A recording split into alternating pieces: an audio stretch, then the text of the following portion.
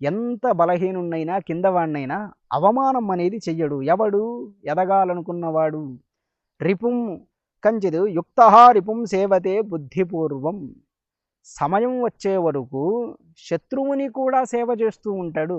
ఇది మంచి గుణమేనండి. చాలామంది అనుకుంటారు అప్పుడు ఇతరుల్ని మోసం చేయడం కదా, సమయం కోసం ఎదురు చూడడం కదా సేవించడం అంటే అని భావిస్తారు. అవతల వ్యక్తి మనల్ని మంచి బుద్ధితోనే దగ్గరికి తీశాడు, మనల్ని కొట్టాలనే కదా దగ్గరికి తీశాడు. మనల్ని నాశనం చేయాలనుకున్న వాడిని మనం నాశనం చేయడంలో తప్పెలా అవుతుంది? మనం స్నేహితుడిని దెబ్బ కొడితే తప్పు అవుతుంది, కానీ ఇలాంటి వ్యక్తుల పట్ల ఇలా ప్రవర్తించడం తప్పు కాదు. సాక్షాత్తు విదురుడే చెప్తున్నా ఇది అధర్మం అన్నారంటే ఇక వాడి కర్మ అని మనం అనుకోవాలి. నా విగ్రహం రోచడితే బలస్థై. సహజంగా తనకంటే బలవంతుడు ఎవడో వాడితో గొడవని కోరుకోడు. ఇది బుద్ధిమంతుడి లక్షణం. ఇదే విదురుడు ఇంకో చోట అంటాడు, బలవంతుడంటే ఇంద్రుడితో